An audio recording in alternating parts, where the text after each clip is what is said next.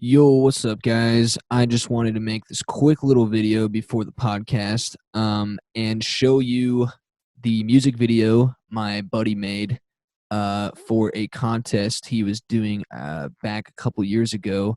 I don't really get political on my channel, obviously, but I always support what my friends and colleagues and industry worker homies are doing.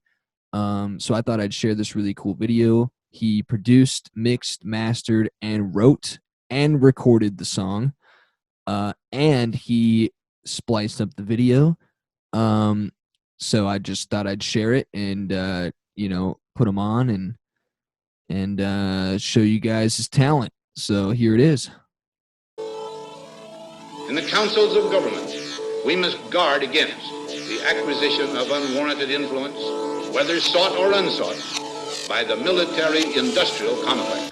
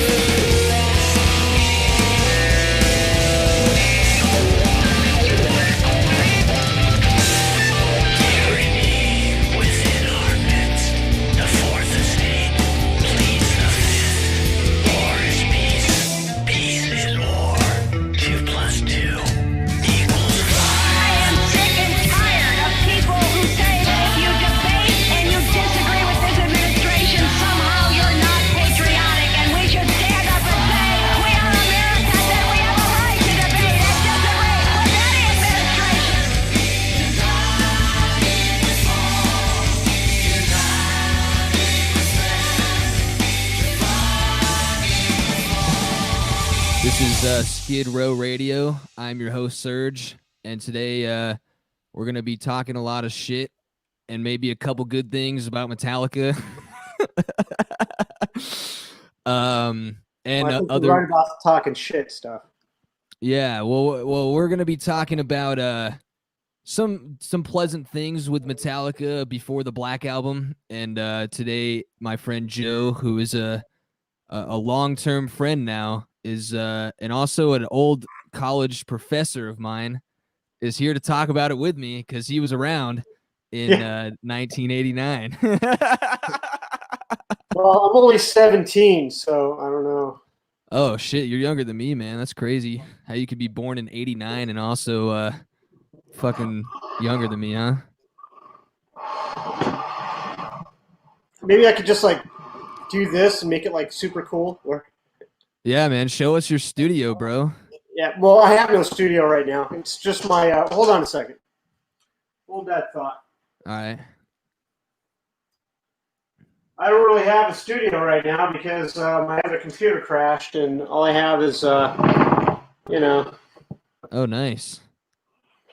That's tight though. my That's little better than what I Jennies. got right now. I don't have speakers. Got my Jennies, but it's really not functional right now because I need to get a new interface because the new operating system, High Sierra, they don't make drivers for the Mac or for my 11 rack. There's no drivers for it. Oh, what Pro Tools are you running? Nothing right now because the other Pro Tools I had was Pro Tools 10 on this computer and on my laptop. You know, I had the dongle from the school Right. because I'm an avid certified instructor, but Yeah. I haven't upgraded my. You know, they haven't upgraded me for this year. Oh, So got things you. have just been so crazy. I mean, you know, we're already halfway through this year, and I still don't have. I don't have anything. Well, fuck, So man. whatever, man. It is what it is. Sorry about the lighting. No, it's all good, bro. I just look better than you. That's all right. It makes me Hold look on. great. Hold on 1 second. Let me turn the light on. See if that All helps me. right. No worries. It's a little better. Oh, yeah, that's way better. Okay. It's Yeah, my definitely camera's better. not as sophisticated as yours, but I mean, you have like a blind? Just open some blinds, man. No, I have it made because I have like a huge window right in front of me, and it like brings in all the light, and it's like not raining today, so it's fucking great. And you can just see everything. yeah, I don't. It's okay.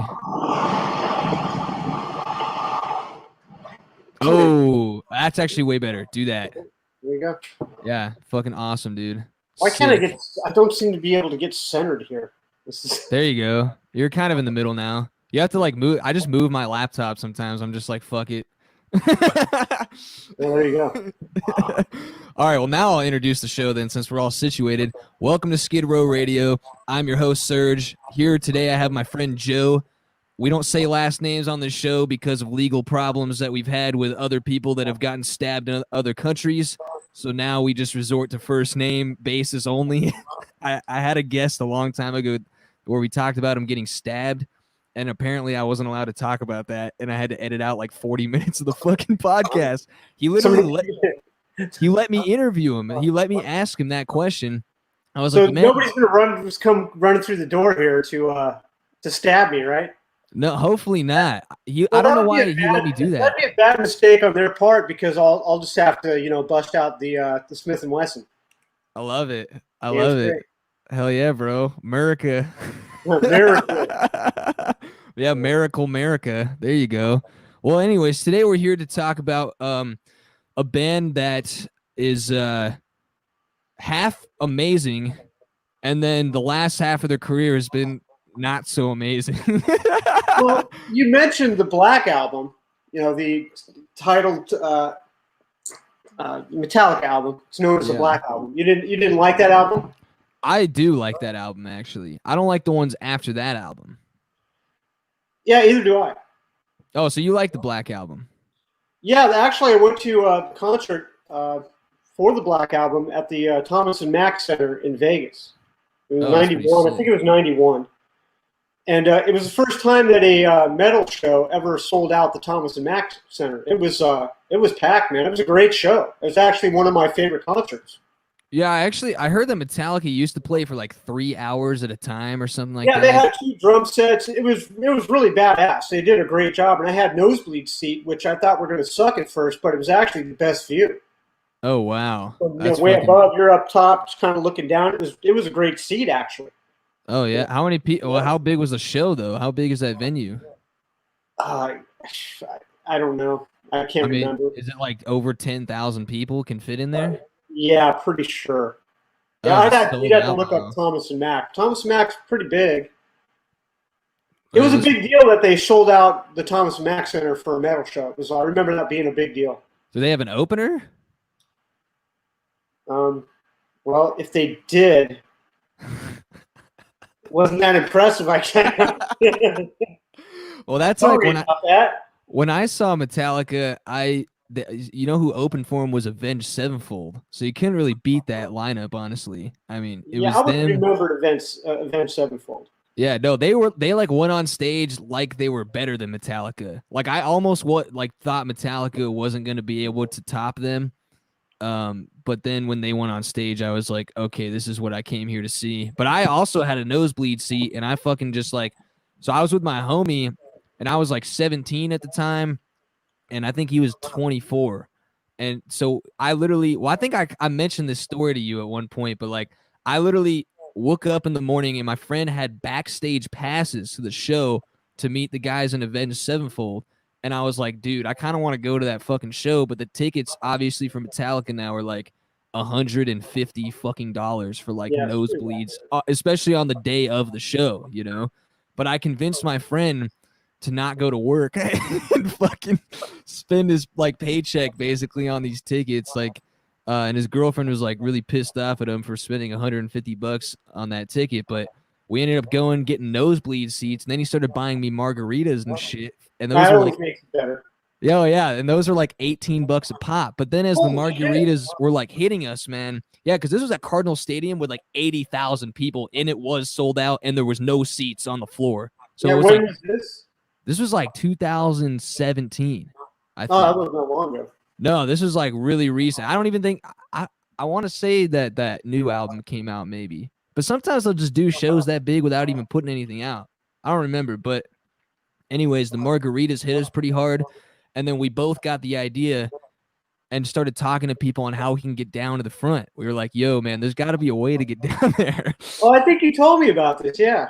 Yeah, so we eventually like ended up somehow like hopping through a security fence and then like acting like we were supposed to be standing now like on the first balcony that is right before you get to all the standing room only shit where there's like 20,000 like just people like everywhere and shit.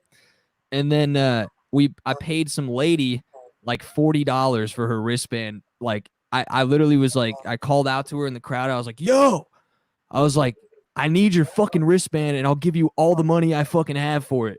And she was like, "I don't know." And I was like, "Yo, my friend will give you money too." I was like, "We'll double the money." I was like, "Chris, fucking give me $40."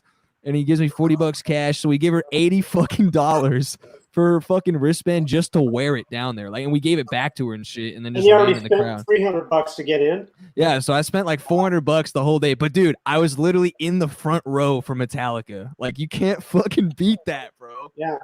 And then I got a concussion, literally like Well, hey, in the figured, beginning. that's. No, I literally like had this like I don't know why I thought this was cool, but I used to really like moshing back then. So I just like literally like 20 mosh pits opened up, and I just fucking ran in there, and I just came out like literally with bleeding and like and like my friend didn't even recognize me. Like he looked twice. He was literally like, he's like, "Oh shit." He's like, "Dude, you're fucked up, bro." So I don't know. It was fun though, man. It was Well, you fun. got your money's worth, margaritas, ended up on the front row, and Yeah, he paid for that shit. He paid for the margaritas. and you got bloodied up. So No, it was sick, man. I do feel like that might have been the best concert I've ever been to. Like I can't. I feel like well, I have to admit, I'm not the biggest Metallica fan. I yeah, think they've had some really good albums, and they definitely deserve to get the platinum shit. I believe that they got ultimately. yeah, They had a really good run, but out of all the shows I've seen, and I've seen a lot of them, that was one of the most memorable shows. I have to yeah, admit, it was a really good show. They were really good. yeah. Well, then they got so much like theatrics and shit.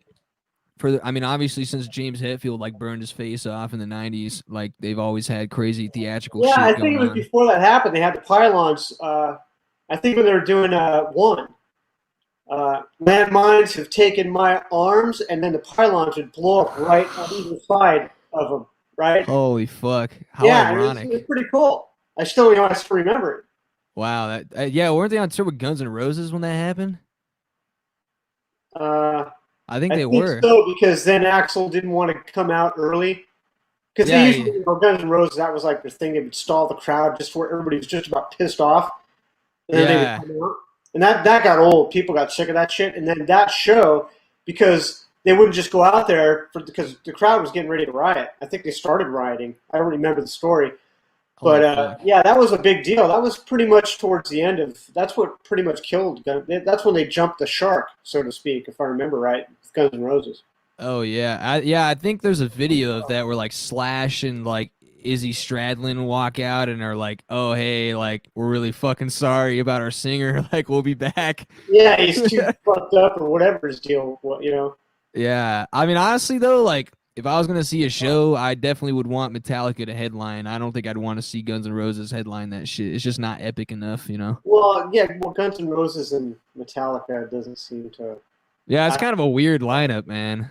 I definitely can listen to Metallica. I mean, Guns N' Roses. I think they've had some, some great songs, but I was never a fan of Guns N' Roses. I really like Slash. Slash is pretty badass, in my opinion.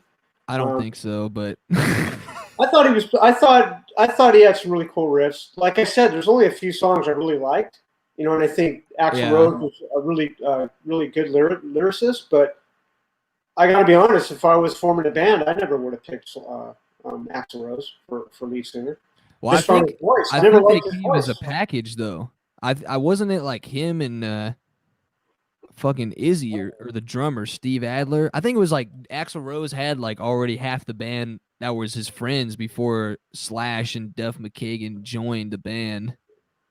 Yeah, I didn't. Well, like I said, I never really was a big Guns N' Roses fan. Metallica I can listen to. I could put Master of Puppets in, or Well, Ride that's the a good Lightning. one. Yeah, Ride the Lightning was really good album.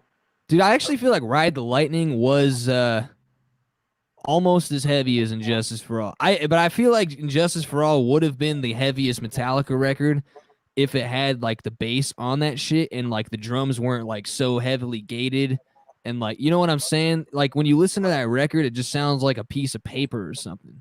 Like it's flat. Yeah, it's been a while. I'd have to listen to it again. Yeah. I don't know, because that's also the only album that they use like fucking double bass or double kick drum on and shit. Like I don't know. Well, that was that was a big deal, and that was an MTV video. Oh yeah. Well, for one. Yeah, that was a big video for them. Yeah. That's the only single on the album, I think. Yeah, that was a big video. Yeah, that's when people actually used to watch MTV. We had Headbangers Ball, where it was cool. Oh, wasn't that on at like 3 in the morning? Cool, like in the beginning, in the early years. Yeah, wasn't that on at like 3 a.m. though? Like Headbangers Ball. Yeah, that sounds about right. Like, because they were just so like showing so many controversial bands that they were just like, yeah, we don't even want your show. Yeah, around that time, I think I was in the Air Force. Yeah, I was in the Air Force for that album, and we'd have the break room right outside of my barrack door, which is where everybody would party. Right. So yeah, that was really interesting. So yeah, we would, I'd walk out of my door, and the couch was right there with the TV set for us. That's fucking everybody, sick. and everybody would congregate there, and Headbangers Ball, So, oh damn, that's fucking sick, dude. What do you remember? Like what was the first time you heard Metallica then? It was I think it was when Master of Puppets came out. That song, Master of Puppets. I heard that. I think it was in '86. Yeah, it is '86. Yeah, 84, 86. No, that's 80. No, it came out in '86. Yeah, I remember that. Yeah, we used to go to this arcade in Vegas. It was called Games People Play. Oh, and, nice. That's where I would kick everybody's ass in foosball. Nice. Make money. Yeah. Damn, you're kind of late to the game, man. Because I feel like not to like throw out, because now everyone's gonna like know really how old you are if I say this, but like my dad told me that. Well, it's just like yesterday for me, My dad told me he heard Metallica in 1983 on like a really underground radio station, and they were playing Kill 'Em All and shit. Yeah. He told me that he heard like Hit the Lights and like Whiplash on the radio at like he actually said he heard it, yeah, like 3 in the morning every Sunday. They would play one song. Really? That was like heavy as fuck like that. Where was he? Where was that at? I think he was in Arizona during that time.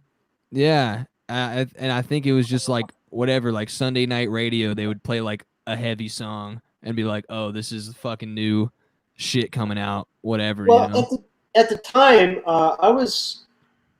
that's when I got into Yngwie. And before that, it was mainly Iron Maiden and Judas Priest. Oh. I saw Iron Maiden open up for Judas Priest, which wow. was actually amazing at the Aladdin Theater in Vegas. That was a kick-ass show. Damn. Iron Maiden definitely gave Judas Priest a run for their money because we were like, who the hell are these guys? I forget what tour that was for Maiden. They were just coming. They were just. I think that was Killers, and they were killer. They kicked ass, you know. And then of course Judas Priest came on, but it was basically those were two of the main bands I was listening to at the time. And then I heard Yngwie, and I was like, what the hell? Of course, you know, I was always a Van Halen fan, Randy Rhoads, you know, Ozzy Osbourne, Black Sabbath. I love Black Sabbath. But I feel like Yngwie gives Eddie a run for his money, man. No, Yngwie, I think, not to get off into the whole Yngwie thing, but Yngwie was nobody really did it like Yngwie. No, you know, he was not the at first, the time. You know, like neoclassical. Yeah, to hear Yngwie, it was like hearing Hendrix or something. Because I saw Yngwie open up for Dio in the Aladdin Theater. Oh wow. Yeah, that was we were all like, what the fuck? Yeah, it was, you know, it was back in 1985. You know. Holy fuck, bro. What a so time. yeah, to see Yngwie live then, you know, he was I think he was a little coked up. What? Dude, I fucking showed I was showing Goldie an Yngwie video because she's like never heard of Yngwie or something, and I was really? like, yeah, I was like, yo, you think that, like, I forgot what she was showing. She was showing me some guitar player, and I was like, dude, that guy's not even good, like, compared to the dude I'm about to show you. And I just like pulled up some fucking video of him playing in his house. Like, I think oh man, I think it's that album actually that came out the year you're talking about in '85. But I don't Rising Force Marching Out. Yeah, it is off Rising Force. He's just playing the fucking solo and shit in his house like it's nothing. And I'm just like, yep, there's fucking Yngwie, man. And he's all fat and shit. And I'm like, that's why I was going to stop doing coke. Yeah, totally. Well, I met him in a NAMM show. And, really? Yeah, he was like, I am a Viking guy. Is he an asshole, though? Yeah, I got to say, he kind of was. Yeah. And it was funny because the guy I was with, my friend Mike, he's about Yngwie's size, but he's like Northern Italian, long, blonde, curly hair. Right. And we walk up there, and we're in line, and we were waiting. And my friend, he was in front of me, so he walked up, and he saw his old girlfriend that I guess was dating Yngwie. Damn. So right when he walked up to Yngwie, he saw his girlfriend, his old girlfriend. And he's like, hey, he went to give a hug, and Yngwie didn't know what to do, man. And then his girlfriend comes up, and they're hugging and talking, and Yngwie just standing there. Dude, what the fuck? Is Yngwie like a cuck, bro? What the fuck? It was great, dude, because, it just totally put him in his place. And then after that, I walked up, and I had this watch on. And this is a watch I had found in the studio, and nobody claimed it. So I had it. It was like a leather – it was a really cool watch. I liked it. It had a leather band. Yeah. And I happened to be wearing that, and Yngwie just kept eyeballing my watch, and he's got like 3 Rolexes, all this gold and bling on, and he's like eyeballing my shit. I almost said, hey, dude, you want to trade? He was like eyeballing it, and I just remember I got up there to take a picture with him at the podium, and I just turned to him and I said, hey, man, just want to say thanks, you really inspired me. I really appreciate that. And he just kind of looked at me like he gave me his nod of approval first, Like, other than that, it was just like, a privilege to be here with me. Right, like, okay, dude. He's just like, fuck you.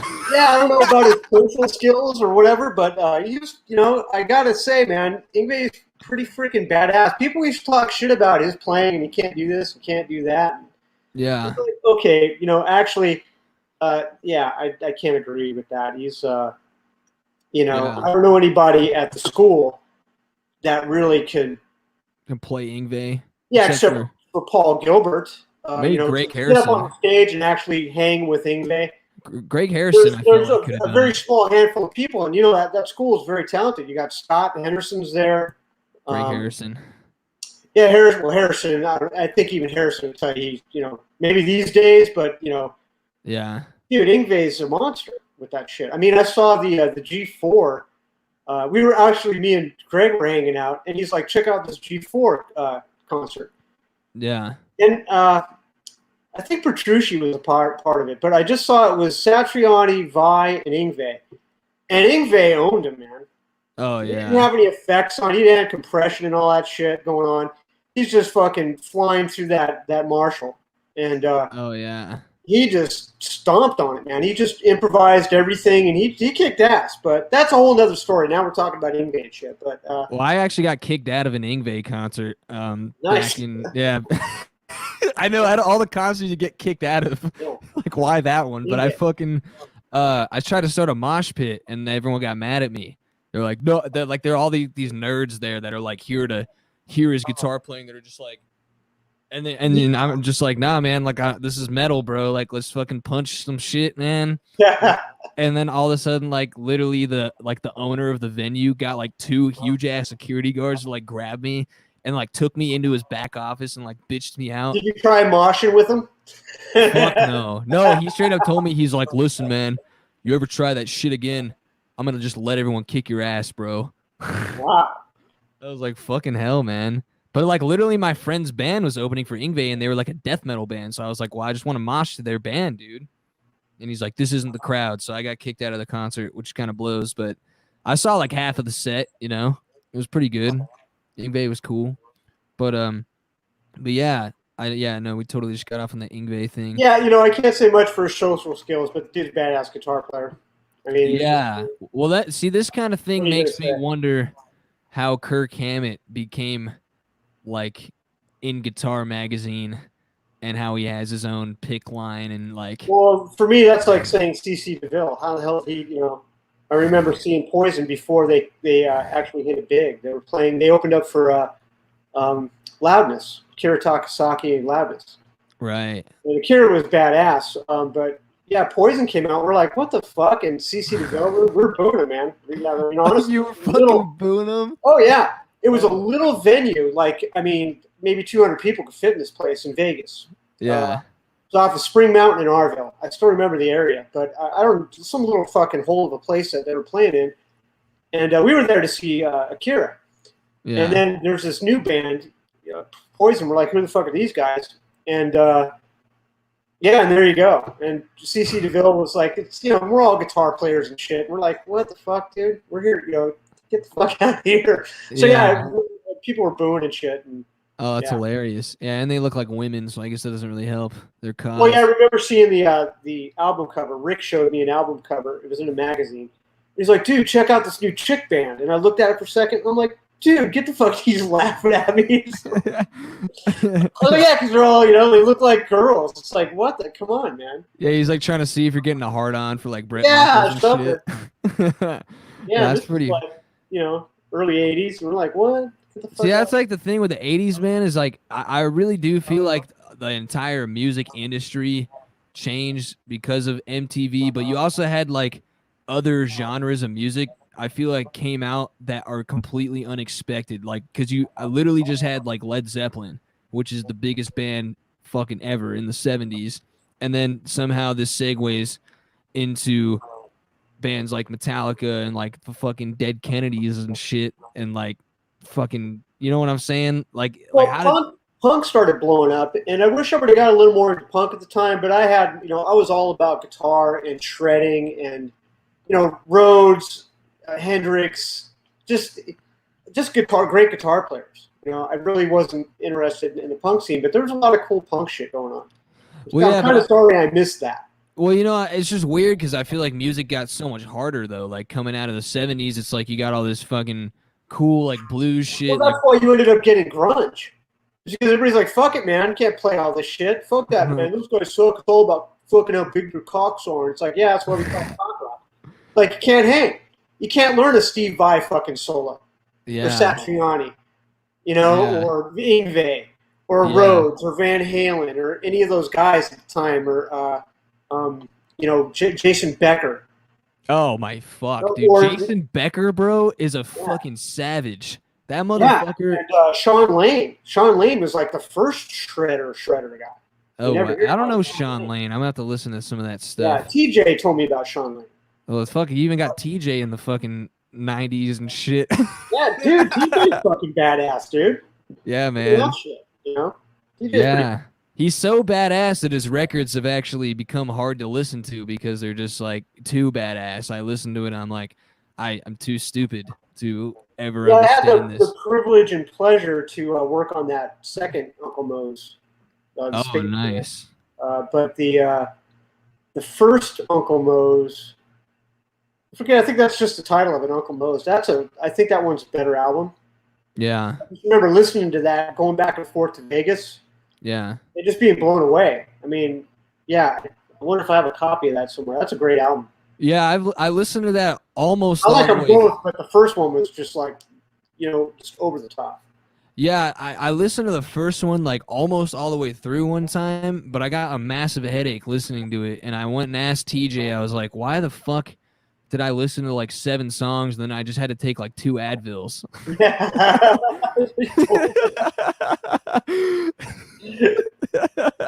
And I was like, and he literally told me that he purposely like went and did all kinds of like phase problems, like on purpose to fuck with people on the Well, I record or think, something. yeah, it might be that album. I know there was one album he did where he purposely made it to where, or he had a track on there that was out of phase, and he would say, while it's out of phase, and you can only hear him say this if your speakers were out of phase.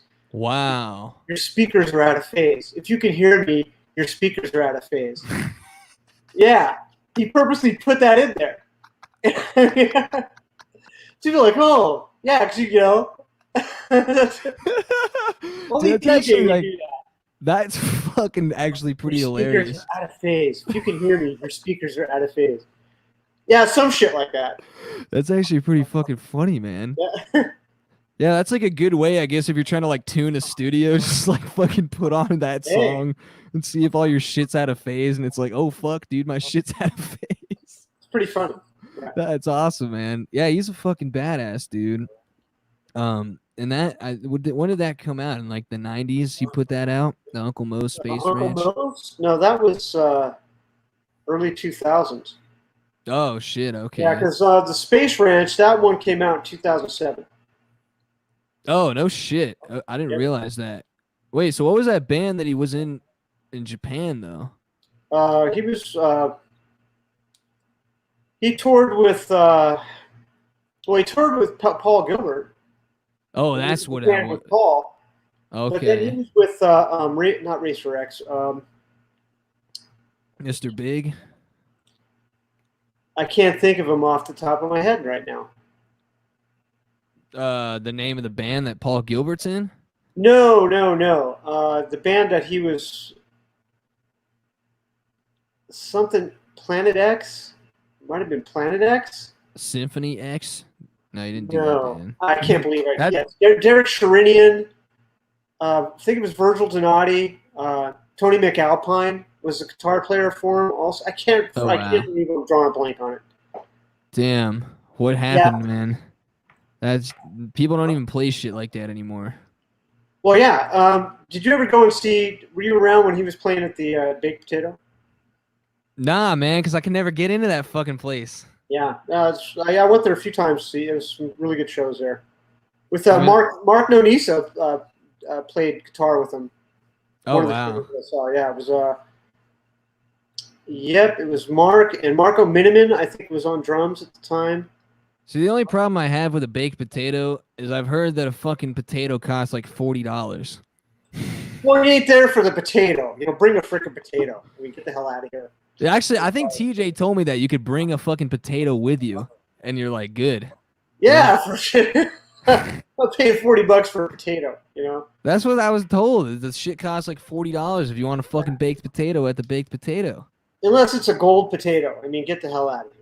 Yeah, that's in Studio City, isn't it? The fucking baked potato. I think I used to live like right up the street from it, but I never went.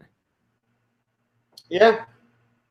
It's over by Yeah, that's a really Maselli's. cool show. I mean, I haven't been there forever, but I mean, they had some really cool shit. It was, yeah, Yeah, man. quite a few So, times, quite a few nights I spent there getting pretty drunk and checking out some shows, man. I thought you were about to say checking out some ladies, but they probably don't have ladies going to that kind of shit. Yeah, oh yeah, sure. Yeah, it's a really small joint though. I mean, you're Oh, crammed really? in. I Yeah. feel like I could never take a chick to like a Prague show, man. Well, that I don't know, man. It kind of depends on the person. You know, I think that became like a thing with Rush. You know, you never really saw a lot of girls at Rush shows, No, you just but saw nerds. yeah, a lot of guys. Yeah. Yeah.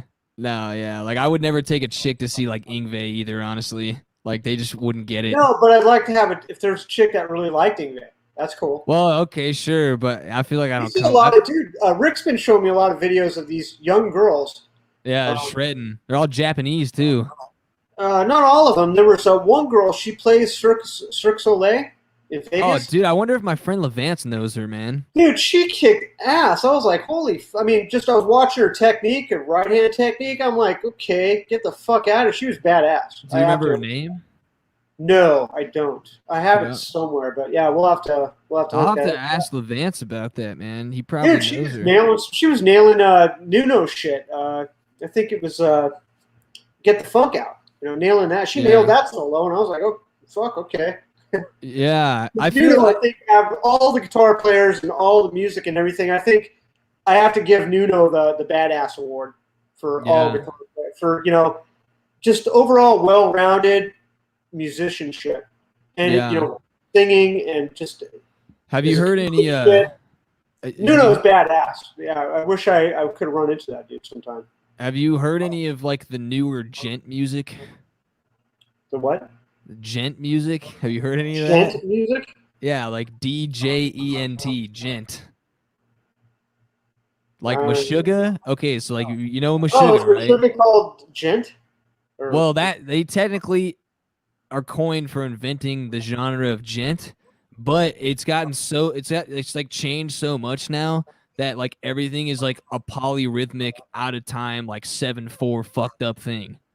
Yeah, just keep playing until you get back to 4/4 kind of. Dude, it's literally like so rhythmic and like fucked up that like I don't really like it that much, but like it's like a real underground like all these bands that do gent will have like 3 guitar players that are all just like ridiculously fucking good, and that's what Harrison was getting into, and I think he even joined up with the bass player for. He knew those guys, Meshuggah. Meshuggah was going to open up at the school.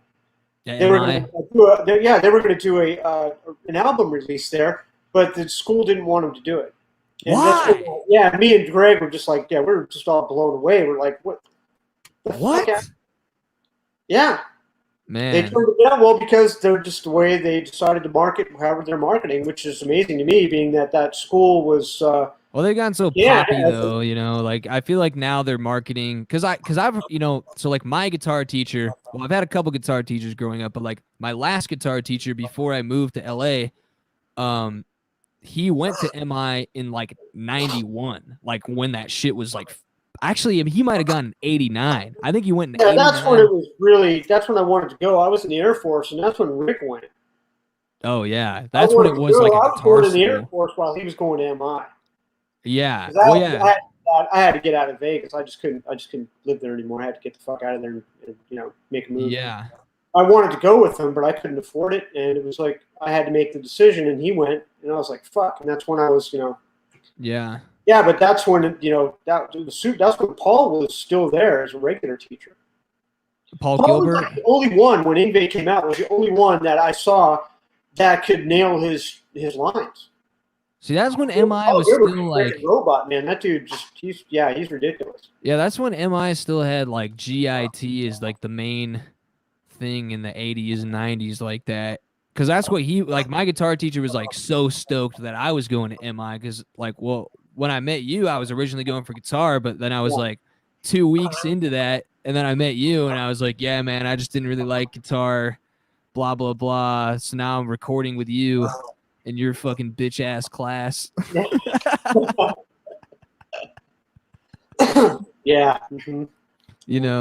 My But yeah, because I feel like I don't know, man. They were just trying to like teach me pop shit, and I was like, bro, like I can read a fucking chart. Like I don't need a fucking college Yeah, degree for that. didn't you do privates with Greg?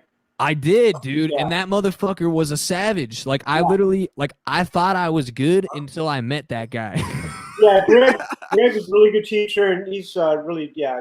I watched him grow from the Shredzilla days to where you ran into him, and yeah, he became a fucking monster. It's like, what the well, hell? well, I was gonna say because like so And he when was I really good, when we first got together, and because I recorded with him, and I had recorded, quite a number of good guitar players. But when I sat down with Greg, it was kind of a different experience because he would lay down some great lines, and I really wouldn't hear anything wrong with it. And he's like, "Nah." I was like, "You want me to keep this?" And he's like, "No, man, delete it." And he's like, "You need like look at me and make sure it's like I deleted it." He's like, he wasn't fucking around. Yeah, he was a taskmaster, but he knew what he wanted, man. And he had a couple guys he was working with at the time. They were really good, but they couldn't nail the shit like he was nailing it. He was, they were all playing some pretty fucking wild shit. yeah But dude, he wasn't fucking around. He'd throw some shit down. I'm like, okay. And then I started saying, okay, he's really good at shred, but can he play other shit? And that's when I yeah. found out he was well rounded. And he even showed me some older demos of him and from years before that. And I'm like, what the hell, dude? Okay. Well, yeah, and then he played in Head PE for a little bit too, I Yeah, think, right? yeah, that was up until recently. Where Yeah, I he haven't played with talked him to him. for a It's been while. probably a year or so since I've talked to him, but he'd been in Nebraska. I was gonna say he moved to fucking Nebraska. Well, he got a job at the conservatory or whatever. They wanted to pay him. Well, fucking, I guess. Yeah, at this point, hell, I think I wouldn't mind living in Nebraska. Yeah, man. LA is Maybe they could going burn out. down some cornfields there. I guess unless you're living in Omaha. Yeah. Well, do you remember Joe Fiorello? Yeah. Um, I mean, I remember having a conversation with him when I was still in school and I had his class, and we were talking about just like how LA is like sunk to the bottom in the last few years. Obviously, before I even moved there, it was like already on its way out, and like I got some cool gigs being there. But like, I remember him like kind of telling me like, well, listen, man, like think about how much more money MI would make if they just wanted to expand their campus and be an actual like university. They could go out to Northridge and like Yeah. buy a huge plot of land, right? But he's like, but why the fuck, is this school attractive to people? Is because it's right on Hollywood Boulevard, and why the hell would you ever move it, kind of thing. And he was basically talking about how that's like the aura of LA now, but it's just totally like there's nothing there for anyone really anymore. I mean, obviously there always will be opportunities for anyone there, but it's like just not Well, even on the same level. I think one of the main things that happened that I watched happen before my eyes is the whole industry change from 2-inch tape to Pro Tools. Yeah. Once that happened, the big budgets left, and all the large studios just didn't have a budget anymore. So that just Wow. kind of went away to where now everybody's got Logic and Pro Tools and Reason, Studio One, and there's one in particular I'm not thinking of. Ableton. Ableton, yeah, Ableton. Ableton's another big one. Yeah, everybody's got this stuff, and God knows what else right now. I mean, because stuff, it's just really accelerated. When you've got a computer and you got your rig and you got Pro Tools and Digital Performer, whatever it was that you were running, that would last for, the operating system would be good for a year or two. Maybe Yeah. you get some patches or whatever, but now it's just things change so quickly, it's hard to keep up with, and this is why you see a lot of these subscription models that come out. Yeah. Like my 11 rack, I can't, what am I going to use it for? I mean, I could hook it up to an amplifier or play through my speakers, but without any drivers, I'm kind of dead in the water. So Yeah. I don't think they couldn't, you can't make drivers. No, it's just a way to get you to buy more product, of course. Well, yeah, and obviously, so like for me, it's weird because obviously I grew up without tape being in any recording studios I've ever worked in, pretty much, other than Studio A. But like, I don't know. So I feel like it is like a different hustle. I guess you're kind of right. Like that probably is just what killed the entire music industry, because I feel Oh like, no, I guarantee it. I guarantee it because when you do tape, that's going to cost you money. When you're working in a $1 million studio with an SSL or a Neve or what have you, and all the outboard gear, that's going to cost money. And that electricity that it costs to run those boards costs money. And so you'd have a budget that went along with a project. Now it's like, I mean, dude, you've worked with your own bands and with some projects, and just trying to get money out of people, or when you're trying to negotiate, they just think that push up a couple faders and turn some pan knobs and add some plugins and just compress this, compress that, and you're done. yeah, Not for real mixing. If you really want, there's a lot that goes into it, and yeah, that's going to take some time, and so people don't appreciate it. But the bottom line is, when it comes down to actually having a budget and going into a real studio, like look what happened to Sound City. yeah. That was it was all analog, and when things went digital, it just kind of everybody just kind of it went away. Yeah, yeah, totally.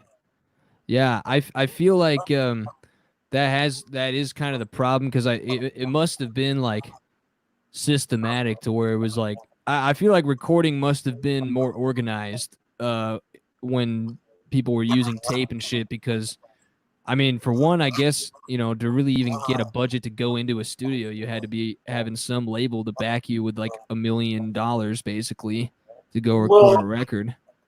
maybe not a million. It depends on the album and what the Well, label. okay, so like maybe it's your first release, so you get like Yeah, I mean, 50, let's say you're doing like Shrapnel Record. I don't think your budget would be that big unless you're maybe some 50K though, or something, yeah, 100,000, couple 100,000, maybe quarter million. It all depends on what you're doing, but you go into a studio, you're going to be well practiced, and you should be able to play as a band or individually with a click, without a click.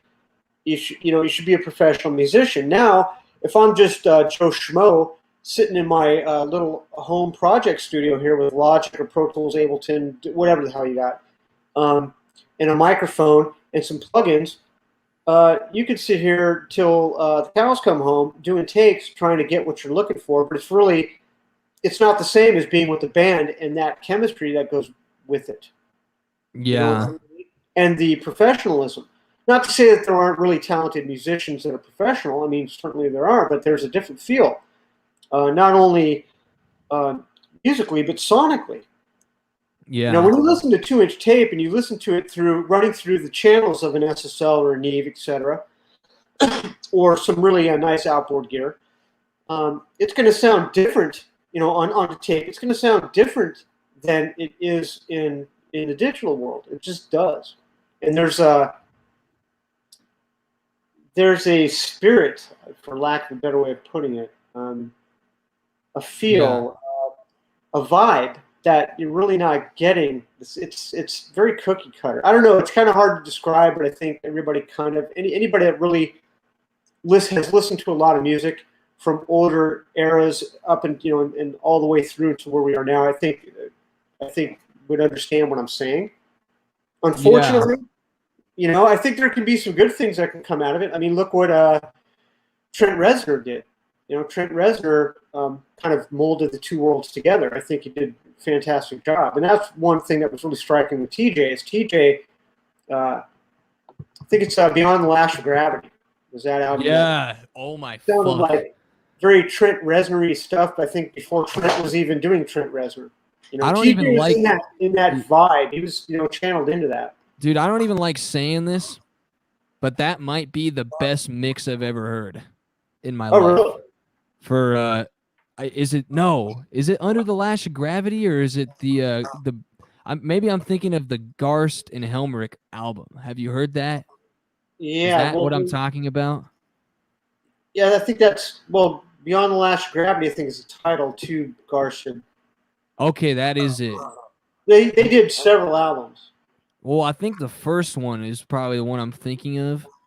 And I think I heard that shit in like Studio F one time. Like TJ just pulled out a file and he's like, "Oh yeah, check out this is when Pro Tools first came out and we could only do 2 tracks, so I just kept bouncing shit and recording over it."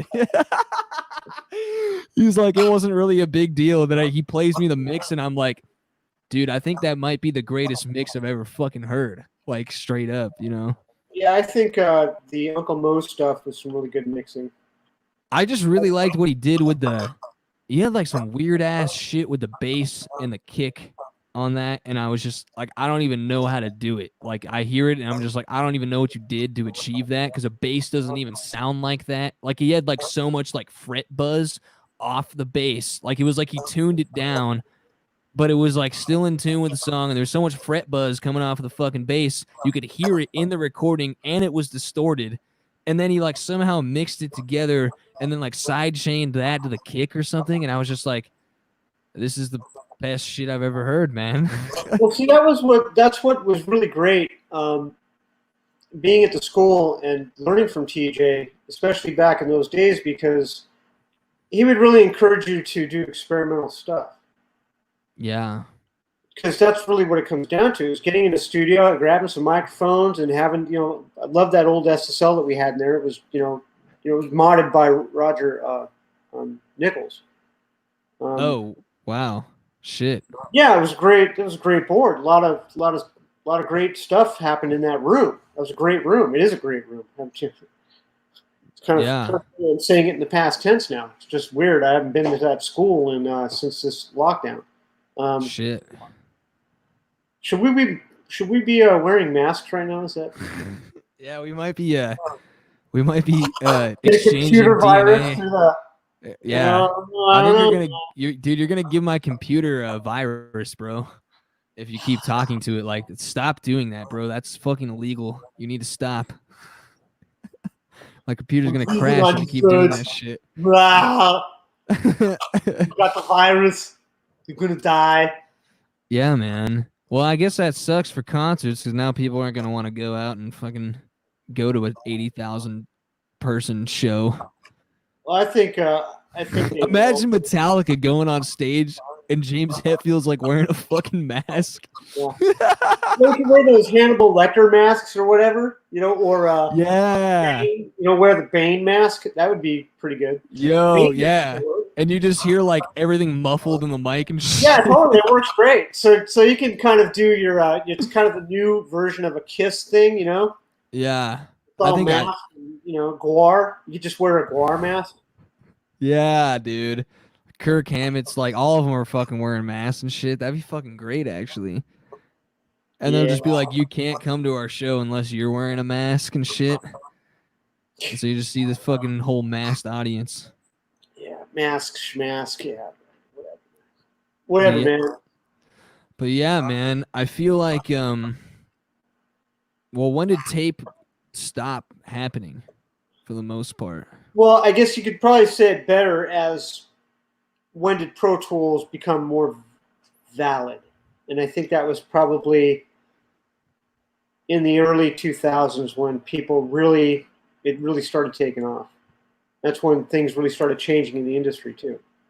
Yeah, so you're saying though, like, bands were just getting less budgets as soon as that change happened, really? Well, that, and you had Napster and iTunes coming in. So it was like this convergence of all these different elements. The digital part of it, MIDI, Napster was taken over with then iTunes and everything. So album sales just kind of went away. They closed the record stores. Oh, wow. I used to work at the Virgin. That's like the one, too. Yeah, it was like, I think, the third largest in the world there on Crescent Heights and in Sunset. Oh, right, that's a nice area. Or Comedy Club, whatever place that was. The Laugh Factory, yeah. Yeah, the short Pauly. Is that that story Pauly Shore came into the Virgin? Yeah, I know where that is. That's in West Hollywood. I know where that is. Yeah. Yeah, I met quite a few people in there. That was a cool store, man. It was a cool vibe. Fucking, Ozzy would go shopping in there. See Sharon and Ozzy cruising through. Oh And, shit, dude. saw a That's lot of fucking cool. in-store. Saw Rage Against the Machine in there. They did an in-store. What? That's Smashing crazy. Pumpkins. Met Billy Corgan there. See Wow. Leonardo DiCaprio walk in there into the bookstore, or What George the Carlin. fuck? Saw George Carlin in there a couple times. Met Damn. Ace Frehley there. That was pretty weird. Was huge, man. Wait, who? Ace Frehley. Oh, from Kiss? Wow, that's cool. Yeah, dude. And I just like, hey, dude, because everybody's like running, trying to get his autograph. I said, dude, I just want to shake your hand and say thanks, blah, blah, blah. And he stuck his hand in his big mitt. Like, dude, I'm serious. Like, his fingers were like super, huge. Really? Wow. Balloon fingers, Maybe he was like secretly the only like real talent in Kiss, you Ace know? Frehley? Yeah, that's what I always hear everyone say. They're like, man, he's the only one that's actually like a musician that's in that band. Ace was pretty good, man. I really don't know. I couldn't make that judgment. I mean, for sure, Gene Simmons was a marketing genius. Oh yeah, He's the one 100%. that, if I remember correctly, he's the one that produced that. Because I have old bootlegs of Gene Simmons producing Van Halen before they were big. Whoa. Well, before Oh the Van Halen. shit. Yo, isn't that like I'm trying to think, wasn't it like Kiss apparently got offered like the same record deal as Van Halen and they decided to go with Kiss? Or like there's like some weird story there. And then I know Eddie Van Halen wanted to be in Kiss when he quit Van Halen the first time and he auditioned for Kiss and they were like, dude, you're just like you're too much for us kind of thing. Yeah, he's his own. That was his own thing. I don't know exactly. I just know that they were working with Gene Simmons, and I have some of the bootleg songs somewhere. Well, I think that's what it was, is that their agent was also, or no, their manager, I think, is the same manager as that Kiss had, and they both got offered the same record deal, and they chose Kiss over Van Halen like the first time, which obviously is like a joke. Like, what, you know? Well, yes and no. I mean, Kiss was huge. Yeah, I think, you know what their band was called before it was Kiss, actually? It was called Fuck. I'm not even kidding. Yeah, well, I guess I could see why that didn't, Yeah. They called their band Fuck, and then they were Yeah, and the then Gene A&R was said, like, nah. let's keep it simple, stupid. Yeah, there you go. Or whatever. Yeah, keep it simple, stupid. Yeah, the Kiss method. Yeah, because that's kind of when I came into the of age as a teenager, because I was listening to Blue Oyster Cult. Oh yeah. And Kiss came out, and Alice Cooper. Oh man. Alice What Cooper album? was, it was great. Alice Cooper was great. Wait, what's your favorite Alice Cooper album? Yeah, probably Billion Dollar Babies, but I'd have to. It's been so long. Billion Dollar Babies was great. Is that the second one? No. That's like the third one. Yeah, it might be the third, but that was a really good album, I thought. I'd have to. Man, I really like the second one. Alice Cooper. It was summer, or it was the end of school. It was the last day of school, and our bus driver. There was the people that were taking the bus, because I didn't take a bus then. I just remember leaving school and the bus driver having on "School's Out." Oh shit! It was like the coolest song ever. I mean, talk about the marketing and just it was a great song. Yeah. No, yeah. Yeah.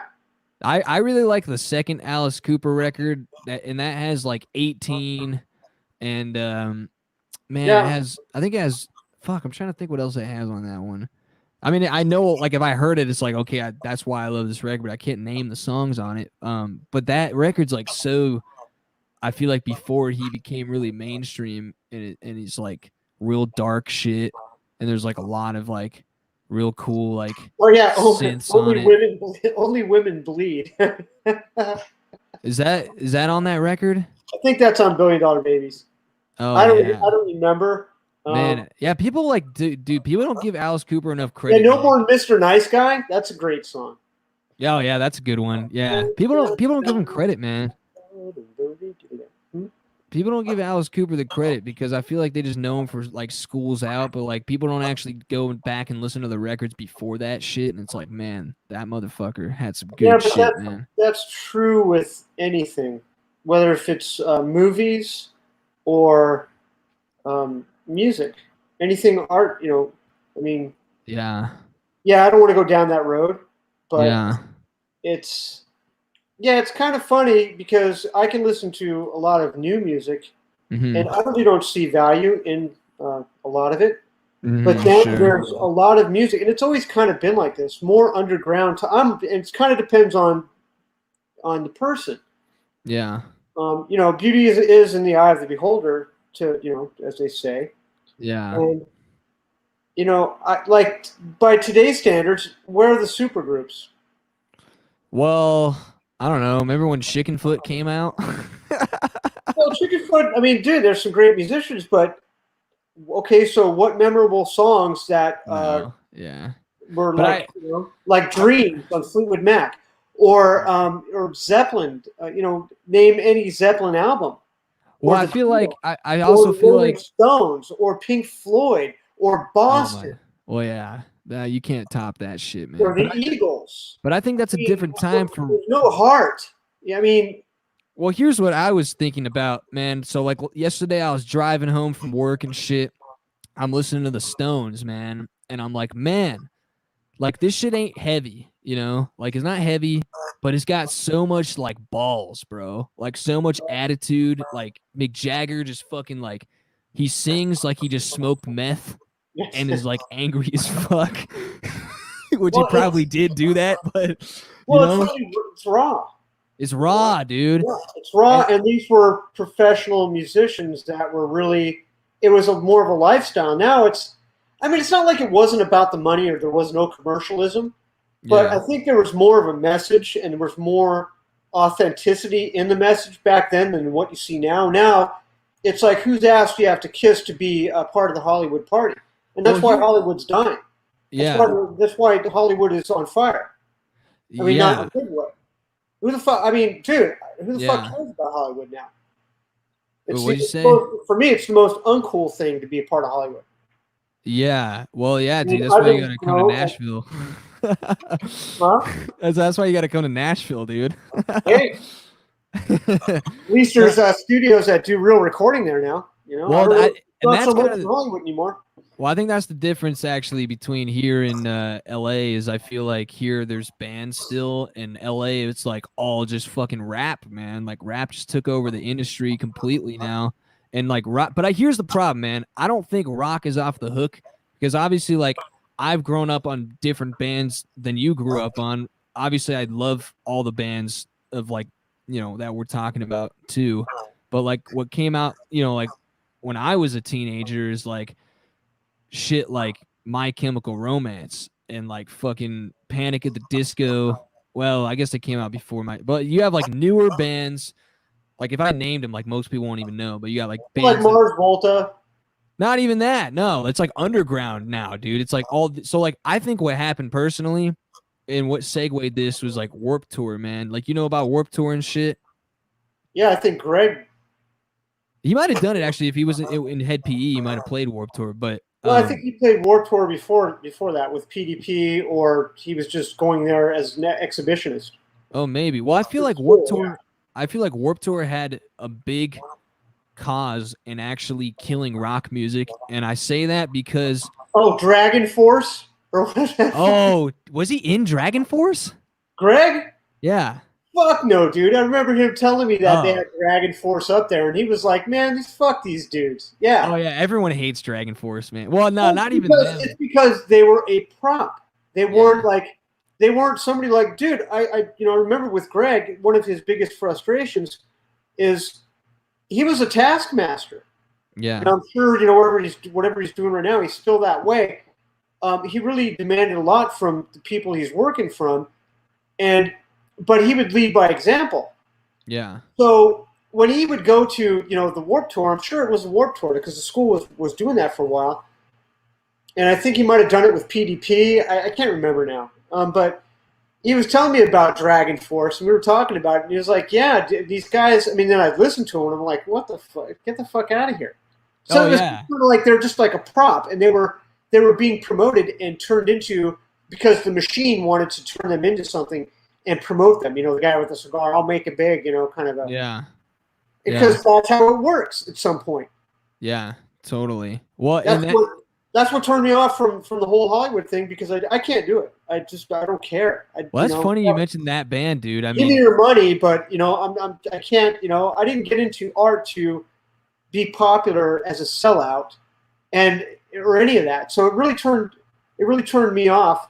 And now it's like I just like playing music. I like being around music, but that aspect of it just kind of ruined it for me, because mentally I can't disassociate. I just can't do it. I can't do it. yeah. I Well, don't and care. I Fuck feel off. like, yeah, totally. I Point feel like, break and go fuck yourself.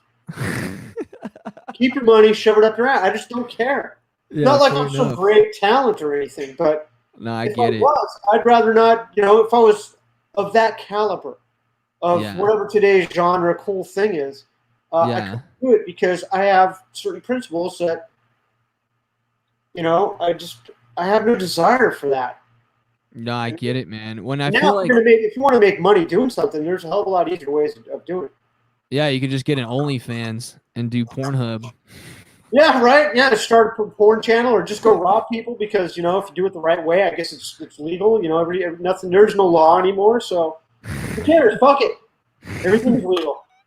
No, I feel like that's funny you mentioned Dragon Force, man, because I haven't heard anyone talk That about. sounds fucking retarded. Dude, I haven't heard Gay target. the name of that band is like just the worst name, but I also feel like the funny thing is, when I remember when that band came out, especially with like, because they had a big song that was featured on that video game Guitar Hero, which is like, I grew up playing that game, so that game like got me into music, dude. Dragon Like, Force had a Guitar Hero. they didn't have their own Guitar Hero. They had a song on Guitar Hero, and it was the hardest song that the game ever put out, like to play Oh it. yeah, Like because I think that's the thing, that the contention me and Greg had, is they were yeah. being put out like they're this band that's has really hard shit to play. Yeah, no, Like, so get that's the the fuck thing. out of here. They The got like, hardest shit I heard for people, for me, was Meshuggah and Pantera. oh Pantera is yeah, pretty much where I stopped listening to that genre. I just got yeah, sick of it. yeah. Pantera was like at that pinnacle. Well, But I wasn't Pantera even is like the aware of last. Meshuggah. Meshuggah has been around for a long fucking time. Meshuggah had some, I mean, it's really crazy shit. But Meshuggah stuff, I can just have to admit, the shit was just like, over my head. I was like, what? Yeah, I like Meshuggah a lot. I feel like That's some great Pantera shit. though. It's like, I just get lost in it. And I'm like, okay, I suck. No, yeah, for me, Meshuggah's like 3 songs, and then I'm like, I think I've had enough. Yeah, I, it wears on you, but I can appreciate the musicianship. Okay, Meshuggah or Dragon Force. It's like, I'm sorry, man. yeah, I No, feel like you no, know, I feel like fuck off. yeah, like Pantera is kind of like the last of metal. Like what was literally considered to be like, when you think of metal, you think of Pantera. They're like the Yeah, last band that ever came out, I think, that's like, a okay, friend that's of metal. mine, yeah, a friend of mine said, "Oh man, check out this band." I'm like, "Who is like Pantera?" I'm like, "Okay, let's check it out." And this is, I think, when Metallica was like Justice for All, right? I think that album had just come out, and he I think showed me, Cowboys from Hell came out in maybe 90. yeah, May I think, when, yeah, it was the Cowboys from Hell album, and I heard that, and I couldn't believe how tight they were. And of yeah. course, Dimebag was just one of my favorite guitar players. Yeah. Oh, No, yeah, yeah. Well, that's the bad. thing too, is like he had his own tone. So like Yeah. you can't Well, even the like, whole band together as a unit, it was just like they were super tight. I was just like, that's where blew me away. I was like, wow, man, this badass. yeah, I feel like that is the last of metal. When I think Yeah, of just that's metal, where I was done with it. I'm like, okay, I just yeah. because it got all into the it's See, like, I okay, like that shit though. I like a lot of that shit, but I understand why well, you that's don't. no, well, dude, I grew up in a different era. I'm listening to Rob fucking Halford, and that and Yeah. Freddie Mercury, and Robert Plant, etc. It was different. Yeah. So for me, I'm not going to really bag on it. It's just not my thing. I like lyrics and I like melodies and I Yeah. like lyrics that you can understand. That don't have to have a fucking thing there to read, which is cool, but that's just my preference. It still Yeah. doesn't take away from the musicality, because to get a singer that can do that properly, Mm-hmm. that's a whole nother thing. Not everybody can do that. So just like with rap, you can hate the genre, but I have a respect for people that do it properly. Hip hop, rap, or because there's a certain degree of talent that goes into any of that. But it gets, you know what happens is it gets so saturated, you get shit like mumble rap and just like weird ass branches. Well, it's like, and that's kind of what I mean though with like the Pantera thing. It's like Pantera is the last metal band without a subgenre of metal, and I feel like that's the same shit that happened to rap, where it's like rap was just rap, and now you have like subgenres of rap music coming out, and it's just like totally whack as fuck. Yeah, rap trap. Yeah, claptrap, fucking Borderlands 2. Yeah. Mumble rap and just, make it up as you go. For pretty soon, just fart in the microphone and it's good to go. I mean, I'm pretty sure I've actually heard that before. So yeah, fart in the microphone. Actually, you know what band? I think that's a South Park episode. That is, but I also there was a those guys just know how to really put it together. Yo, check out the sick beat, bro. It's just like this whole thing with the new country we have in America, Chop or Chaz, whatever it is. Oh, Chaz, yeah. Did you see the episode of the hippie South Park episode? No. Yeah, you got to look it up, dude. It's hilarious because this is years ago because Carbon hates hippies. Oh, dude, you're talking about the Woodstock episode. It's like they're just partying. Hey, man, we're gonna like protest, bro. They're all just sitting there smoking pot. No, he's like, that's what it reminded me of. It's like, no, he shows up and he's like, bro, I gotta go save Kyle or whatever. Like, cause in that he was playing like at Woodstock or whatever the fuck. He's like, I gotta go save Kyle. He's like, all right, guys, I have a plan. We're gonna get in a tank.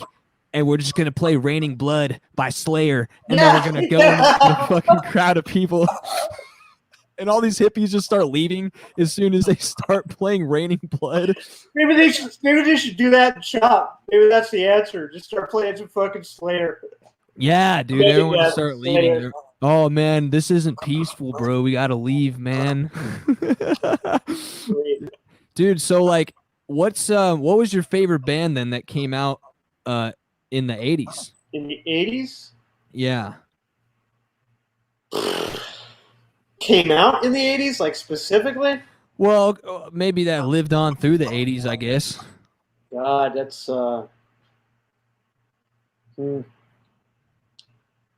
that's a tough one. Dio was great. Just overall, Dio. I mean, I think the two albums that I can't even remember. It's Holy Diver and. Oh shit! Yeah, that's a good album. Dio was fucking. I think underrated in some ways. I think so too, actually. And for that, I think Ronnie James Dio was probably one of the most quintessential capture. It's like a great snapshot of what the '80s really was. Yeah. The people I was around and that type of music, I think that was probably the best snapshot. That, of course, Van Halen was already around, but Van Halen was like on the top. Van Halen. They're pretty ahead of their time. Yngwie was in a weird, place. Yeah. Metallica definitely jumped out there, and then, of course, Megadeth and Slayer. Those bands right there. Of course, Judas Priest. Yeah. They were pre-'80s, so, and Iron Maiden. Yeah. So those bands that I just mentioned right there, I think, really captured what 80s metal really was. Not the shit that came after with Poison and Warrant and all that crap. Yeah, a bunch Cinderella. of crap. Yeah, Whitesnake. Whitesnake had some good shit. Okay. Yeah. I think Whitesnake was probably a little after the 80s officially made. Right? I don't even remember. They had some decent shit. Motley Crue had like one good album. Like, I think the first Motley Crue album was okay. Oh, yeah, Motley Crue. Yeah, oh, yeah. I forgot. Motley Crue was actually legit. Yeah, I was going to say, Motley Crue was like, I feel like the 80s, man. Like, you think of the 80s as like Motley Crue. Absolutely. Motley Crue, I think, just like those bands we just mentioned. If you look at those bands, and not all the new wave shit that was then. Yeah, that's what MTV wanted to popularize. Was new wave? Yeah, it was like new wave, new age. It was more new wave, what they called new wave, and that's what you always hear in the fucking 80s movies and shit. Yeah, like Elvis Costello and shit. Yeah, and not even Elvis Costello. Like I can't Devo. even think of some of these Wall of Voodoo twins and shit. And Like Wall of Voodoo and shit, or like Yeah, it really Berlin. was. Yeah, just this new agey synthy kind of stuff. It really See, I was. like that stuff, man. I think that shit's so cool. It didn't capture really what was going on in the parties I was at. Fair But it enough. wasn't about just where I was at. It was just basically the cool kids, where the cool kids were. No, it's all about metal. It's like disco. That's like saying disco was Okay, but don't you feel the like embodiment of the era. It but wasn't. but don't you feel like Blondie did new wave before all the new wave bands came out? I don't really consider Blondie new wave. She was rock. Yeah, Just but like their shit like Pat sounds. Benatar or there's another girl I'm not thinking of. Damn it. Oh, a chick band or with a chick singer? Chick singer, black hair, Joan Jett. Is it Joan Jett? Joan, I guess Joan Jett came out. I thought she came out in the 70s though, But it like was late more. 70s. Well, yeah. See, now we're splitting hairs, But Joan Jett was big. I think it was Joan Jett. Was it Joan Jett? I What think about so. Susie and the Banshees? Yeah, but that gets more into the very poppy kind of stuff. I'm talking about hardcore shit that was more. Black Flag. Yeah, Black Flag. Yeah, well, that shit's like way underground. You see, I've heard stories of guys that have told me that Black Flag, like, because to me now, like in like 2020, you could go find Black Flag anywhere. Just type in Google Black Flag, fucking Black Flag pops up, right? All their albums, who's in the band, blah blah blah. Like I've talked to guys because I actually have a couple Black Flag original presses on vinyl, and I was told that they've only printed like 30,000 records because all those bands were so small. Like I didn't even realize how underground actually was in the 80s because of they not having the internet, you know. Yeah. Well, So hey, don't forget Anthrax. I was never a big Anthrax fan. I really like Among the Living, and I There's really another like band I'm not thinking of too. what Exodus, Not Exodus. Death Angel, No. Rush. Well, Rush actually was another band Yeah, I would there's say that really captured. That was. is it a metal band you're thinking of? Yeah, there was something when I said Anthrax, another band, Oh, Suicidal Suicidal Tendencies. Tendencies. Yeah, Yes. Suicidal. Yeah. Oh, They're that's the a great shit. they're the first hardcore band to ever be on MTV. Yeah, Suicidal Tendencies was great. So Anthrax and Suicidal Tendencies, they were kind of coming out at the same time, or they were getting hot at the same time. But dude, Rush is what really turned me on to a lot of great music, man. When I heard 2112. Oh yeah. That was like life changing. That was like 76, I think. But when Moving Pictures came out, that's when I really popularized them. But Well, Rush is freaking like badass. There's so many bands that owe a lot to Rush and Black Sabbath, because Black Sabbath is probably still, when you say metal to me, I think of Black Sabbath. And not the Ronnie James Dio Black Sabbath. yeah, I mean like Ozzy. Yeah. That's crazy. I actually was talking to I think Evan mentioned that he felt that 2112 is the best mix he's ever heard. Yeah, I don't know, man. When you're talking about mixes, that's for me. I can't say that because when I think of a mix, I think Steely Dan. Oh, okay. Yeah, Steely you can't Dan, really fuck that's around just with that. in their own freaking world.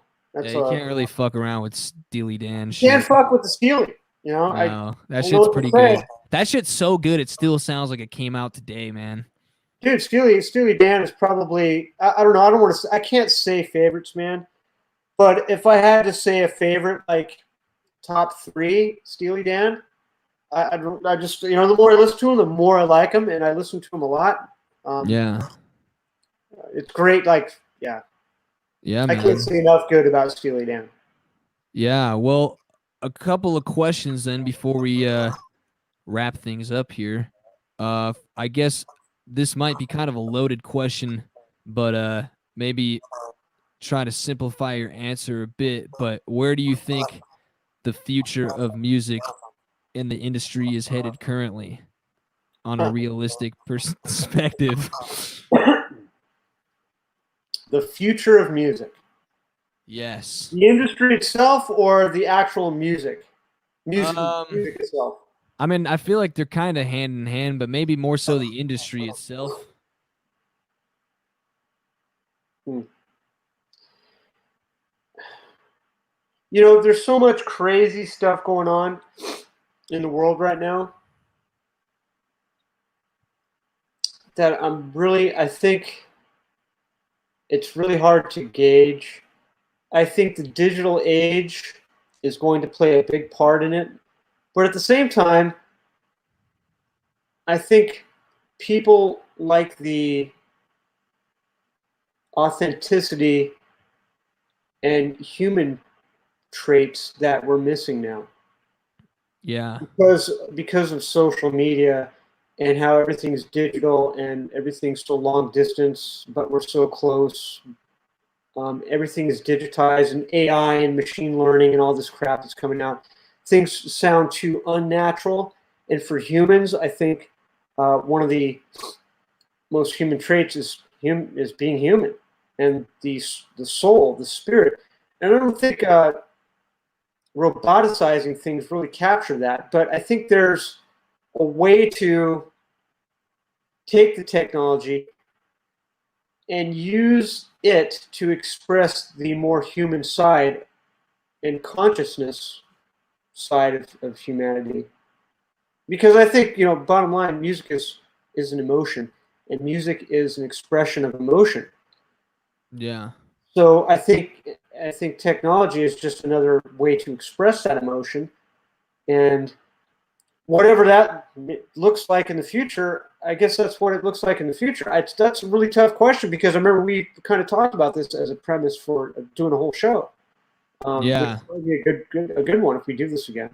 Um, you know, if you have me Yeah. back on as a guest or whatever, maybe Yeah. that'd be a good topic because that I'd really have to sit down and really think about that because we just kind of said it in passing before. It's a really interesting one. Where does music go? I mean, the industry itself, I think, would have to follow along with music. But if we've learned anything from history, history shows us that you can always tell where a culture is based on the art. And if we're looking at our art today, and pretty soon, what are you just going to have some Pornhub, some music? That's a pretty deep thought, actually, man. I agree with that. I feel like it is a reflection of our reality on Well, it whatever. is. It's a reflection of our culture. You know, if you But have it's bad also art, an influence on the culture. well, look at all the great buildings of Western civilization, or going back even to the pyramids. Yeah. You know, I don't see anybody building anything like that today. We No, build everything. skyscrapers, that fail. Yeah, everything's a square rectangle. Yeah, or they make ugly art. Yeah, yeah, modern art, yeah.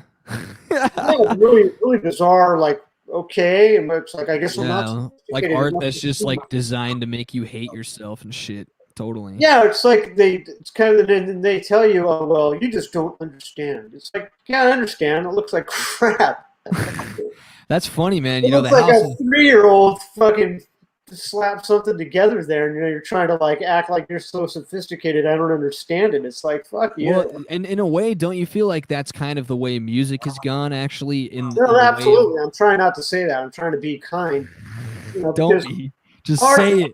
Well, art is, I mean, art is a wide thing. I believe in art and interpretation of art, but at the end of the day, man, I mean, I understand that as each generation comes through, you go back to the classical era into jazz, into the modern era, coming all the way up to the modern era. Each succeeding one always said, "Oh, that's you kids don't know anything about music," and then the kids are like, "Oh, you're just old and crotchety." It's like, no, it seems like the quality and mentality of music has just gone down, and that is mirroring our culture. The education, Yeah. the lack of morals, the decadence, and you see it in the streets today. Unfortunately, I mean, Yeah. where are the morals? When Yeah. I mean, yeah, let's not go down But that road right now, but you yeah. understand what I'm getting at. It's like it's obviously an endemic problem we have in this society, and it's pretty obvious, and to just deny it because we're supposed to be afraid or you want to be eaten last. It's like, no, you can eat me now. Go ahead. Yeah. Wow. You can blow me too. Yeah, that's no, that's a deep thought, man. I totally agree with that. I do feel like I feel like it's unfortunate though for like I don't know, I'm kind of a weirdo. Like I'm young, but I like all this old shit. I also like a lot of new shit, but like I don't know why. Maybe that's just because I'm a musician. I've always splurged in every fucking type of art and music there is, really. Well, it's good. Well, hey, when I was younger, I liked what was new then because it was part of my generation coming up, and I could connect with it. And that's kind of what is good about youth. Youth rebels. It's part of our genetics to rebel. Yeah. That's why you rebel against your father. Or I would Yeah. rebel, that's it's natural for the younger generation to rebel against the older to some degree. This is why you have modernization and growth. Is because Right. the younger generation sees the old and they want to do something different and better. That's at Yeah. least what it used to be. It should be. Yeah. Um, how much things are better, or you know, Yeah, the music I understand it completely. Yeah. I mean, it's like yeah, I guess I feel like I connect less actually now with newer stuff than stuff that even came out 10 years ago. Just because of nothing is just like I cannot connect with a lot of the music coming out. And you're right about like not only the humanity kind of being gone out of it because everything's so like kind of unorganic and like beat oriented and auto tune. And I don't have a problem with a lot of that stuff. I like a lot of that stuff. I've always been a fan of electronic drums and all that cool stuff. Auto tune, I still have kind of been like, I like it maybe. Like I got into some of those like rapper dudes. Like if they had like hard shit that came out, I was like, okay, cool. But like at the end of the day, like I can't just like listen to that all day and I can't like be like, yeah, I really fucking feel something with this. It's like I don't. Like I just, I don't even know if I'd pay to see you live because you're not even playing anything and it's like you're just, it's like I don't know, man. It has really gone in a weird direction and it's unfortunate I think that there's so many like people my age that like they like that stuff, but I know that they can't connect with it. Like I know that like the lyrics you're hearing are just like they're just coming over you, like you don't have a gold chain and you don't have $1 million, so why the fuck would you connect with that song? well, it's almost like they're talking at you, not to you. That's probably the best way to put it in a couple words. Yeah, They're like that's it. force feeding you their agenda rather than sharing with you their artistic emotions. To Yeah, me, that's why I got involved in music. I mean, I kind of got in, I got in late.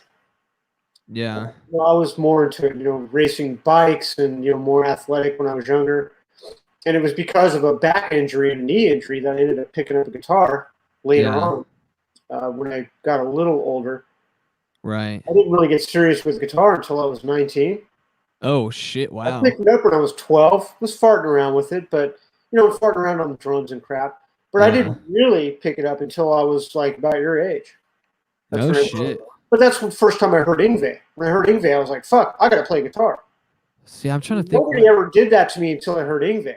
Well, it's funny because now this is like circling around, sort of. But like, ironically enough, the dude that really made me like want to go for it with guitar was like Kirk Hammett and Metallica, dude. Like, as much as I fucking shit on Kirk Hammett now, like, Kirk Hammett's what inspired me to like be a guitar player.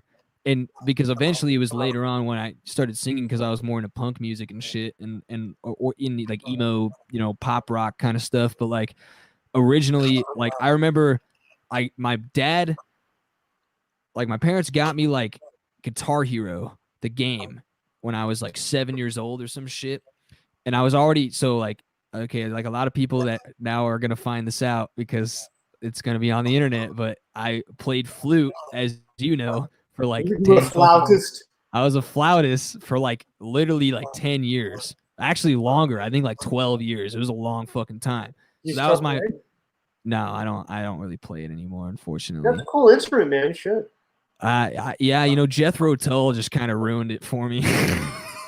Yeah, there's some good songs. You know, when we were younger, we used to like listening to Jethro Tull, but yeah, Well, okay. so it's funny. So then I picked up piano because my brother didn't want to play piano. So check it out. Like he went to a piano. So he wanted to play piano. He went to a piano lesson, and then right when we were supposed to drop him off at the piano lesson, he said, "I don't want to play piano." So I Really? was, yeah. So I was like, okay, I'll play piano. Like fuck it, I'll learn. Like we're already here. So I ended it. So I still play piano. I've been playing piano now for like 15 years, and I learned classical piano and shit. But after that, the same years when my parents bought me like Guitar Hero for Christmas one year, and I like popped in the game, and I was hearing like all these songs, bro. Like they had Steely Dan on there, they had like Paul McCartney shit, like Bon Jovi, and like I definitely liked Bon Jovi a lot when I was younger and shit, and that's like what drove me. But then check it out, bro. The next year, when I think I was 8 years old, they bought me. So Metallica, dude, came out with their own Guitar Hero with all their songs, and then like a couple Slayer songs and like Megadeth shit on there, and like all this cool stuff. And they bought me Guitar Hero Metallica, and that's when I was just like, I'm fucking doing this shit. Like that's the dopest shit. Like I remember when I heard Enter Sandman, I thought that was like the heaviest shit I'd ever heard in my fucking life. And like, and then I got like more into them. Like I heard Master of Puppets, and that was like my favorite fucking song. Like, and I just like got into the Metallica shit. So I was like super into metal, and that's what I like. What made me want to play guitar. Like I'd hear like Kirk Hammett solos, and as much as like all his solos sound the same, and they're all like wannabe rock starry sounding kind of solos. Like that shit to me at the time was like, damn, that's cool as fuck. Like I need to play like that guy. Even Well, though yeah, now, it reached you. I mean, because I had been listening to me. I think I always had good taste in music. I listened to a lot of really good stuff before I heard Ingve, and yeah, I farted around with the guitar a little bit, but I never thought about trying to learn it. But when I heard Ingve, I don't know what it was yeah, that reached me, and I think one of the first things I heard was the "Hot on Your Heels" solo. okay, It's when he was 17, yeah, and he starts with an acoustic guitar. It's like yeah, Spanish flamenco. yeah. Then it goes into an electric. Oh, I think I do know that actually. Yeah, Yeah, and I was yeah, just blown away when I heard that. I'm like, holy fuck, you know? Because I remember the first time I heard Van Halen, I was in seventh or eighth grade, and I heard Eruption. yeah. Somebody told me that was a guitar. And Oh, I was yeah. like, this ain't no fucking guitar. And I'm listening to it. I was like, wow. And then people were like, yeah, dude, that's a guitar. I'm like, fuck, who's Eddie Van Halen? You know? Oh, yeah. Van And Halen that was was like another one too. 78. You know, I think I was in seventh grade or whatever, eighth grade. Wow. I mean, that's crazy though. Like the same bands reached me like 30 years after the fact, you know, like with the With the same same fucking effect. song. With the same effect. I mean, like Van Halen was another one. I think it was literally Van Halen and Metallica that were like made me want to be a guitar player, Yeah, and that's you what they know? call timeless because I'm not the biggest Kurt Hammett fan, but they had some great songs and some really, really cool riffs. Yeah. Well, I always felt like that was the strong point with Metallica. It's Yeah, not the absolutely. And when it comes to writing music and being in a band, that's what Mhm. matters. I mean, it doesn't matter about a fucking solo. That's the whole thing. For me, that's one of the weaknesses I've had for a very long time. I started guitar as a soloist. I just wanted to play. I loved melodies. I love solo. There's nothing really wrong with that. But as you get older, and as a Yeah. musician, who fucking cares? You're wanking around. You're not. You know, you don't know how to fucking have any rhythm Yeah. or chord structure. you know, Yeah. or progressions, or being really melodic about stuff, and Yeah. how the structure of a song and everything that goes along with it. That's the whole thing. I didn't care about it. I just wanted to fucking rip on a guitar like Ingve. Yeah. Yeah, And totally. something really reached me with what he was expressing. Yeah. You Yeah, know, and totally. so when you talk about different genres of music and stuff, we can rag on them and stuff, but there's something to be expressed. But I think that expression has turned from an honest expression of emotion into capitalizing or shoving down people's throats your opinion. Yeah, In a weird exactly. way, that's what it kind of seems to me. I just don't like it. Yeah. Not to I say that there's not great music out there, no, I but totally feel I you. think the commercial aspect of it has been politicized. So last question before we wrap up our podcast. What band would you want to be the guitarist in what era and why?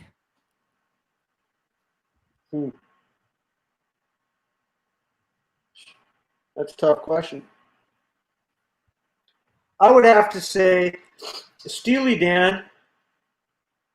Okay, wow. I did not expect that actually. Well, hey man, listen to Larry Carlton.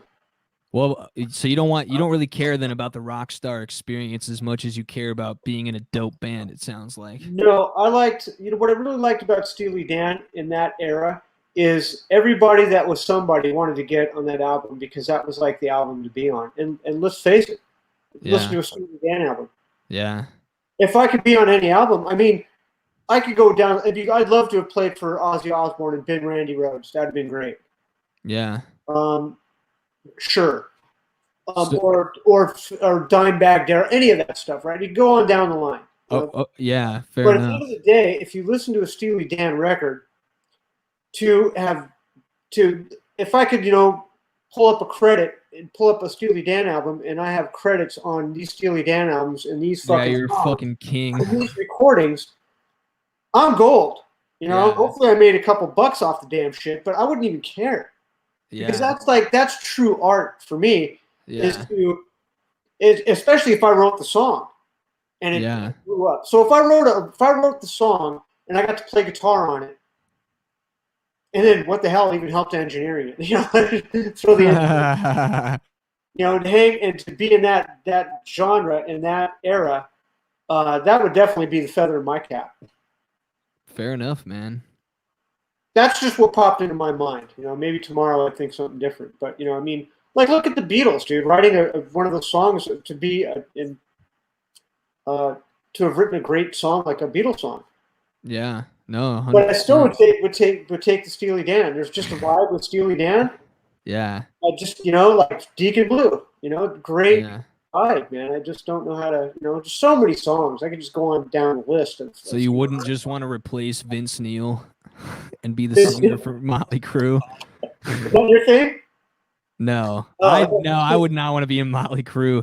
I'd probably man. I could have done a Motley Crue gig. That'd have been. I would have fucking been Mick Mars. Maybe I would actually replace Kirk Hammett and be in Metallica. I feel like maybe like when the Black Album came out, like I feel like that'd be a sick gig. Or man, what's another band that's even like worth it? Like maybe Led Zeppelin. I mean, that'd be cool. Yeah, see, the other thing that was coming to my mind is Zeppelin or Black Sabbath. Well, actually, I think Black Sabbath would be a better bet because Zeppelin always had like half shitty shows and half awesome shows, and Metallica and Sabbath always had like dope shows every fucking time. Yeah, I saw the reunion tour with Sabbath. Yeah, me too. Pantera opened up for him. Oh, you're talking about that reunion tour? Yeah, that's it was at the MGM crazy. Grand. Yeah, and that's when I met Vinny. Oh wow! Oh, I told you about that, so I'll just leave it at that. Yeah. That was my Vinny Paul experience. That was pretty cool. That's wish I could have met Dimebag. That would have been great. But man, yeah, but dude, that was a great show. Fucking Ozzy they were phenomenal, even at that time. Late like in the 2000 when that reunion tour. Yeah, great show. Fair enough. Yeah, definitely, man. I saw Black Sabbath. Those guys were all fucked up. Oh yeah, I know. Yeah, I think they were doing like heroin and shit in the late '90s. So those guys were fucked up. Well, there was a thing in Vegas. We all got used to, and we knew this. Yeah. A lot of times, bands that would come to Vegas, they were there and they were partying. So a lot of times they were really fucked up, and you got to see how well they could play fucked up. Yeah. Pantera was that. Yeah, I don't know what the sound guys were doing. Yeah, partying with them, I guess. Shit, man. Yeah, the sound guys it sounded like crap, dude. I gotta be honest. They did a really wild performance, but the sound was just like sucking. Man. But Sabbath, man, yeah, and this dude jumped up on the stage, man. Security went to get him, and Ozzy's like, "No, man, chill out." And he fucking put his arm around him and shit. They're rocking. I forget what song it was. It was I think it was Paranoid. Chill out. I think it was Paranoid actually. Yeah, that's fucking dope, man. I saw Sabbath on the farewell tour, and that was fucking badass. And they had Brad Wilk from Rage Against the Machine as their drummer. That was awesome. Yeah, I saw the No More Beers tour. Oh, nice! Oh, was that No Wow, More Beers? that's a Yeah. fucking No more beer. They called it No More Beers as the tour. No, we did. Yeah, we Oh. did. Yeah, Oh, but that's Zach funny. Wild was his guitar player, and I saw. That's Zach right, Wild. dude. I That's saw a good Zach album. Wild, dude. He was doing an in-store in a Guitar Center when it was Oh, Musician wow. Friend, and I was like, "Holy shit!" He just acoustic, and he was Yeah. singing. I was like, "You don't need Ozzy." Wow, I didn't realize he was Yeah, that good at shit, I man. was shocked. Yeah, Zach was fucking badass. Yeah, That's cool, man. still not as badass as Nuno. No, yeah, no, or Randy, but that's that's Yeah, sick, if I could have man. been Ozzy's guitar player, if I could have been Randy Rhoads, that would have been the other. Fair enough. Because that was Ozzy.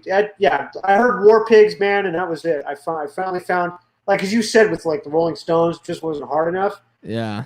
Zeppelin, there was no music at the time I was hearing. It was like great, I loved it, but I was looking for something harder, man. And I'll never forget. I heard a car drive by, and I was like, "That's the sound right there." And my friend, who I just kind of met, we were heading. I think I told you that story. We were heading up to somebody's house. Yeah. And he's like, "Yeah, dude, that's Black Sabbath." I'm like, "Huh?" Oh man. Yeah, it was What a War time. Pigs. Yeah, so that's an epic song. I mean, look how timeless that song is. Yeah, see, I can't say I've had a genre like an entire genre like that. Well, maybe punk. Punk was like that for me when I really got into punk and hardcore. I was like, that's what I've been looking for like my whole life, And I'm a weird kid, bro. Like I grew up. Well, dude, I fucking like grew up and like okay, there was kids like listening to like emo music and like what they thought was punk, like they call like fucking Green Day or like Blink-182 punk bands, but I was like listening to the Sex Pistols and like Minor Threat and shit. And I was like, when I was like fucking 12, dude, I was like, what the fuck, man? Yeah, like, I think I told you that I had Steve Hershkovitz. He was a guitar player for Sid Vicious. Oh, that's the LA Dolls. Yeah, he was one of our students. Oh, that's fucking sick, dude. Yeah. Wow. Yeah, it was. That's a whole story we'd have to talk about another time. Wow. Off record. Fair enough, man. Yeah, he's a pretty wild guy. Yeah, he's pretty cool. We were going to start a band. I fucked my hand up. I couldn't do it. And then some shit happened, and it wasn't going to happen. Fair enough. Well, is there any last thoughts you'd like to share before we wrap up this podcast? Not really. I think we covered a lot of stuff. Off the top of my head, I can't think of anything other than maybe we should do another one of these podcasts about the future of music. I think that'd be. Dude, let's fucking do it. I'm so down. Yeah. Hell yeah, bro. Well, that'll give each of us a little bit of time to think about that, because that's just a wild topic in itself. Yeah, definitely. That's kind of that's an interesting topic, actually. Yeah. That'd be cool if we did that. No, that'd be sick as fuck, man. Well, hell yeah, man. I'm glad I had you on, bro. It's always a pleasure. Damn right you were. Yeah, man. No, really, this was a great podcast, man. I'm glad we did this. Yeah, it was fun. Yeah, man. Well, I mean, the start of it was stupid. It was like the gremlins were trying to stop us. Oh yeah, with the Wi-Fi. Yeah, fuck, man. It's all good. There you go, gremlins. Hell yeah. Well, this is Skid Row Radio. I'm your host Serge with my guest today, Joe, and we're signing off. Make sure to check me out on social media because Joe doesn't do social media. And if you're in the LA area and thinking about, I'm antisocial. He's antisocial. Yeah, man. He's a great teacher though. So if you ever end up going to MI and wanting to fucking learn about recording shit, he's the guy. So have a good one, and we're signing off. All right, thanks, Serge. All right. Peace. Ending.